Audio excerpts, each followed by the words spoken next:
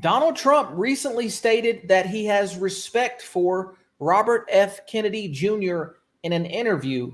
Now, despite having policy differences in terms of how to solve the societal problems, both of these men are thought to be as populist leaders, and the American people are tired of establishment leaders who actually just answer to the deep state and government employees. The American people on the right, and increasingly so, the American people on the left of the political spectrum, want someone who is not a swamp creature.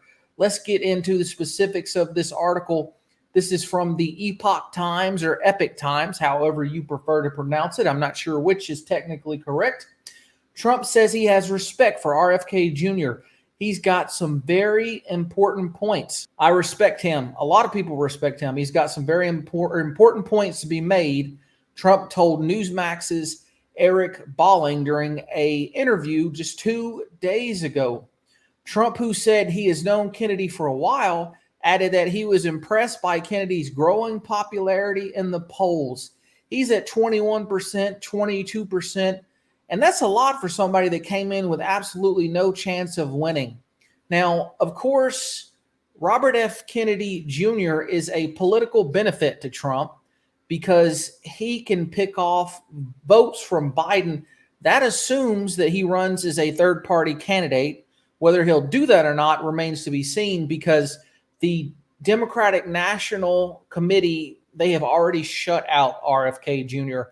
This is the same thing that it looks like they did with Bernie Sanders in 2016. They rigged it against Bernie Sanders in favor for Hillary Clinton, and they've already agreed to no debates, which a huge percentage of the Democrat voter base, they want debates. They want Biden and Robert F. Kennedy Jr. to debate, but they're not going to, the DNC is not going to let that happen. Biden, he's out of control of his mind. He literally doesn't have control of it anymore. And that's not to make fun of the man. Aging happens to everyone. And you could say Trump is old too, but his mind still works. We all age at different rates. Now, getting back to this story here, it's Real Clear Politics shows that Biden leads with 64%. Kennedy is a distant second with 14%. And this is where Kennedy and Trump are very similar.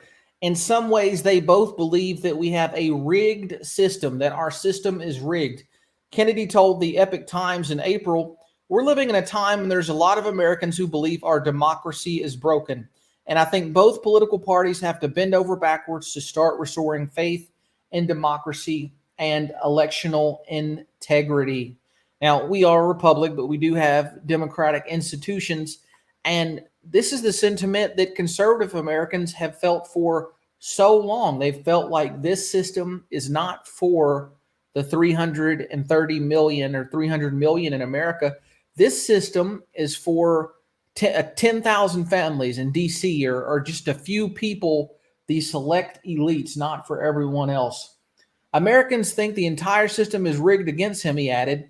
And if the DNC goes through with this, it's planned to not have a debate. I think this will serve as an unfortunate confirmation to a lot of Americans that the system is indeed rigged. And again, we had that in 2016. Now, some people want Kennedy Jr. to be Trump's running mate, for Trump to pick him. And that'd be great, but unfortunately, it doesn't seem it's going to be that way.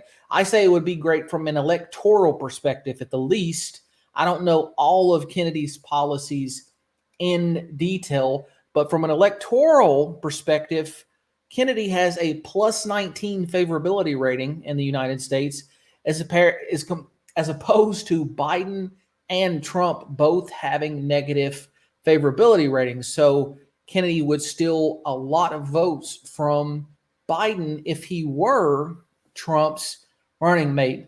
Now, you've had multiple Trump staffers and advisors. On an episode of War Room, Steve Bannon noted that his first pick would be Carrie Lake, who is currently challenging the 2022 election results. If she's not available, Bobby Kennedy would be an excellent choice for Trump to consider.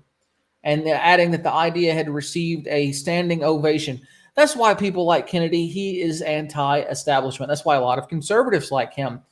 But interestingly, he has said, just to quell any speculation, under no circumstances will I join Donald Trump on an electoral ticket. He wrote in a May 10th tweet. Our positions on certain fundamental issues, our approaches to governance, and our philosophies of leadership could not be further apart. So personally, I'm a little disappointed that he stated that. Maybe he'll change his mind. Maybe he won't. But it's just good to see a populist, even if I don't agree with all of his policies. It's good to see a populist. Now, here we have, this is a recent a recent NBC poll that has the popularity of the FBI and of the U.S. Department of Justice. So only 37% of Americans this month view the FBI favorably, and only 35% of Americans view the U.S. Department of Justice positively or favorably. And again, what this says is people just feel like these institutions are really in control, and instead of having an executive branch, we have an oligarchy of a deep state. And it's really sad to see, and that's why people like Kennedy and Trump. But whatever happens, we know going forward, this is going to be interesting with how Biden has the DNC on lock. Hopefully, Kennedy will bring some people, make them think some critical questions and question their policies on big government and have less government as a result. Hey, if you enjoyed this video, hit the thumbs up, subscribe if you're on YouTube, follow if you're on Facebook. We're going to be back with some more videos soon. Take care.